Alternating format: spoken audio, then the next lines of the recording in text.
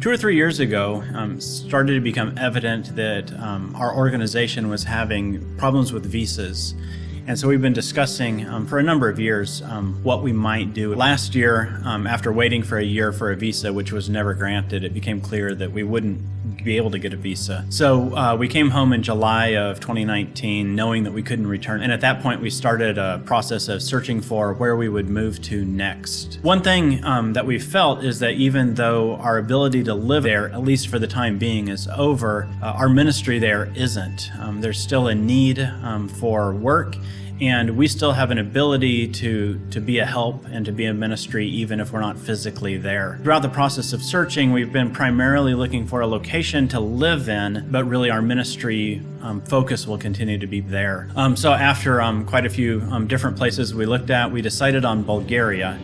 And there have been a few factors in that decision. We have a colleague that works with SIL who does similar work to me, training other translators on how to use software. So I hope to work alongside him in part, encouraging other translation projects and helping them use technology tools to do their jobs better. In addition to that, there's an MK school. So for the first time, the boys will have the opportunity to go to school and be alongside other missionary kids students. Also, Bulgaria seems to have a fairly straightforward visa. It's a very long, complicated process to actually apply, but once that's through, it seems more likely that we'll get a visa and be able to continue to have one long term. And finally, the reason we chose Bulgaria as opposed to continuing to live in the States was just location. It's closer, which makes video conferencing on a regular basis easier. Since there's only a 3 or 4 hour time difference, I can work during the daytime and have conversations with people during the daytime. Whereas right now in the States, I'm working, but often I'm up at night to talk to people.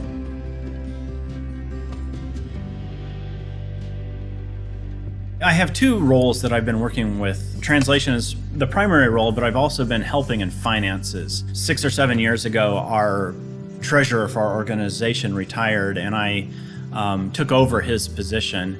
So I've been working with different ministries, helping them keep their finances in order and accountable. That work has continued to be necessary. In fact, with a lot of our colleagues having to leave, there's really no one left to oversee the finances. So I'm able to do that from a distance.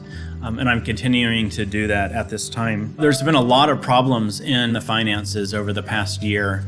The government has put a lot more checks in place, oversight, which is okay, but they've many times made things with immediate effect and no chance to comply. So that's led to problems like our bank accounts being frozen and not having a way to get money to our ministries to be able to pay salaries on a monthly basis and that sort of thing. There's been ongoing problems with that. And there's a lot of uncertainty about how that might play out in the future. Also, with fewer numbers of missionaries, most of our organization has been kicked out of the country.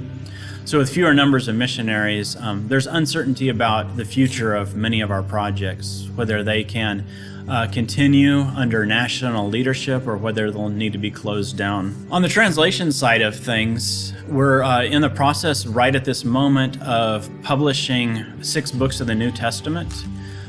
So some of you may have heard in December when I spoke talking about working on that.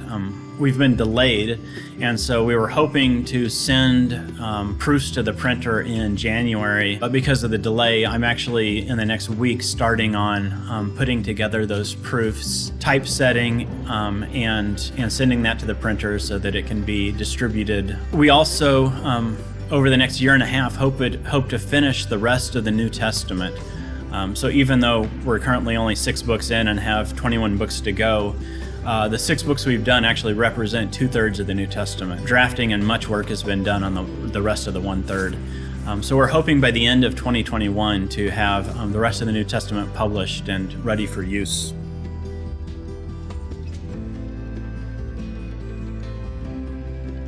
We would just ask for prayer as we transition to move to Bulgaria, hopefully in June, although that's very uncertain at this point, that the transition can go smoothly, that we can adapt to life there well. We pray for the Christian believers who are left behind, that they can continue to minister, that their projects can continue to run, and that they can continue to have a strong faith and influence among the people there, even with the foreign missionaries being gone. And we pray for the future of the translation project, for clarity on what that should look like, for clarity on how to distribute it so that it can reach the most people, and on the future after a year and a half, whether we should move into an Old Testament project or into a related language, or exactly what should happen.